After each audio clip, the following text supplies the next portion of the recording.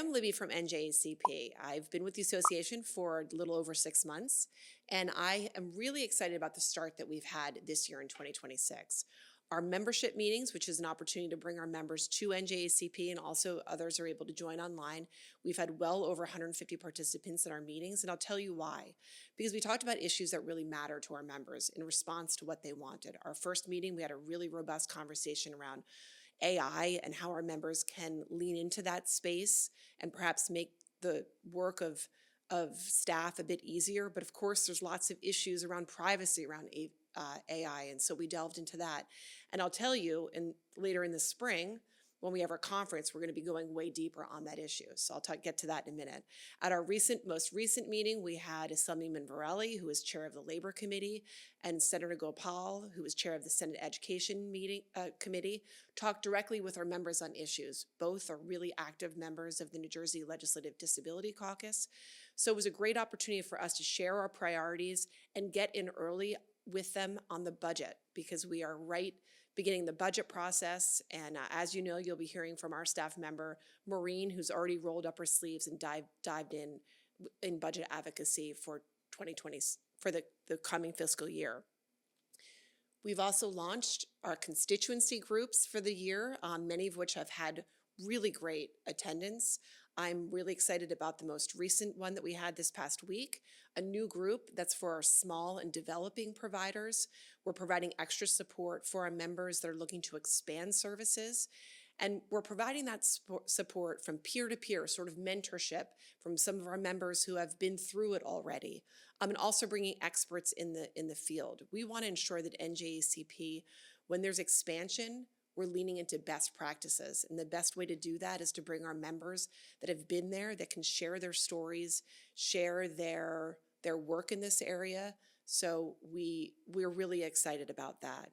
I've also been continuously on the road visiting with members. I've had remarkable visits with one member in January where the leader has been with the organization for over 50 years.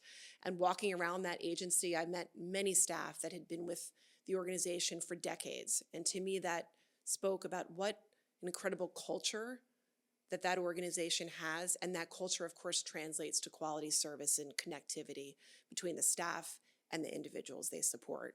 Just a few weeks ago, I was with WID's System of Care, which is incredibly interesting healthcare, integrated healthcare models, bringing services right, breaking down barriers so individuals have access to the healthcare that they need.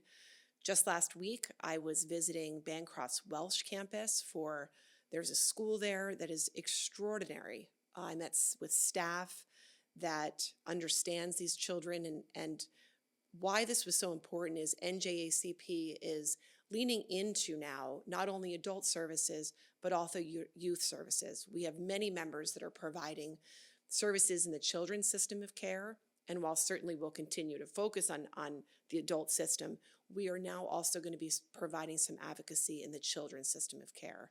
And why that's so important is because that period of transition between the two systems is incredibly challenging for families.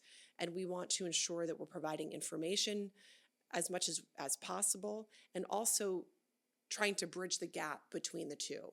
So that is something that's going to be launching at the end of March as our first meeting for our constituency group in that area. And I think it's really meaningful and something that's going to be of great service to our members and the community as a whole.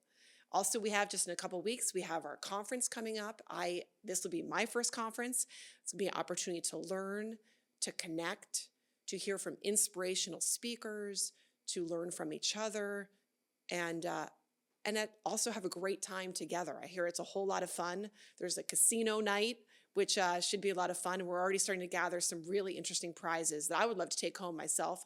Understand I'm not eligible to win, but it's going to be a great time, and I'm really excited for that. There's so many exciting things happening in this field.